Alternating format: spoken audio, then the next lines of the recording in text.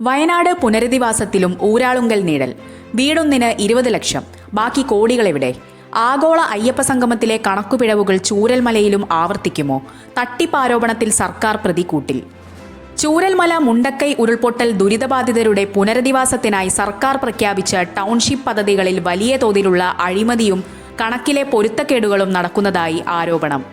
പുനരധിവാസ പ്രവർത്തനങ്ങളുടെ നിർമ്മാണ ചുമതല വിവാദ സൊസൈറ്റിയായ ഊരാളുങ്കലിന് നൽകിയതിനെ ചൊല്ലി നേരത്തെ തന്നെ വലിയ പ്രതിഷേധങ്ങൾ ഉയർന്നിരുന്നു.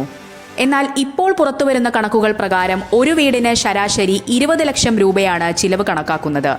സർക്കാർ വകയിരുത്തിയ കോടിക്കണക്കിന് രൂപയുടെ ബാക്കി തുക എങ്ങോട്ട് പോകുന്നു എന്നതാണ് ഉയരുന്ന പ്രധാന ചോദ്യം. നേരത്തെ നടന്ന ആഗോള അയ്യപ്പ സംഗമത്തിന്റെ നടത്തിപ്പ് ചുമതല ഊരാളുങ്കലിന്റെ സബ്സിഡിയറി കമ്പനിക്കായിരുന്നു. അന്ന് അവതരിപ്പിക്കപ്പെട്ട കണക്കുകളിൽ കോടികളുടെ പൊരുത്തക്കേടുകളുണ്ടെന്ന് പിന്നീട് കണ്ടെത്തിയിരുന്നു. സമാനമായ രീതിയിലുള്ള സാമ്പത്തിക തിരിമറികൾ ചൂരൽമലയിലെ പുനരധിവാസ പദ്ധതിയിലും ആവർത്തിക്കുമോ എന്ന ഭീതിയിലാണ് നാട്ടുകാരും പ്രതിപക്ഷവും. ദുരന്തബാധിതർക്ക് നൽകുന്ന വീടുകളുടെ യഥാർത്ഥ നിർമ്മാണ ചിലവും സർക്കാർ പറയുന്ന കണക്കും തമ്മിൽ വലിയ അന്തരം ഉണ്ടെന്നാണ് പ്രാഥമിക നിഗമനം. ഈ നിർമ്മാണങ്ങളുടെയെല്ലാം ചുമതല ഊരാളുങ്കലിനും മേൽനോട്ടം കിഫ്ബിയുടെ അനുബന്ധ സ്ഥാപനമായ കിഫ്കോണിനുമാണ്. സർക്കാർ സംവിധാനങ്ങളെ നോക്കുകുത്തിയാക്കി പാർട്ടിയുമായി അടുത്ത ബന്ധമുള്ള സൊസൈറ്റിക്ക് നിർമ്മാണ ചുമതല നൽകിയത് അഴിമതി ഉറപ്പാക്കാനാണെന്ന് ആക്ഷേപമുണ്ട്.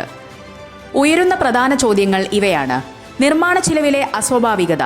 ഒരു വീടിന് 20 ലക്ഷം രൂപ എന്നത് വിപണി നിരക്കിനേക്കാൾ വളരെ കൂടുതലാണെന്നിരിക്കെ ഖജനാവിൽ നിന്ന് അധികമായി ചിലവാക്കുന്ന തുക ആരുടെ പോക്കറ്റിലേക്കാണ് പോകുന്നത്?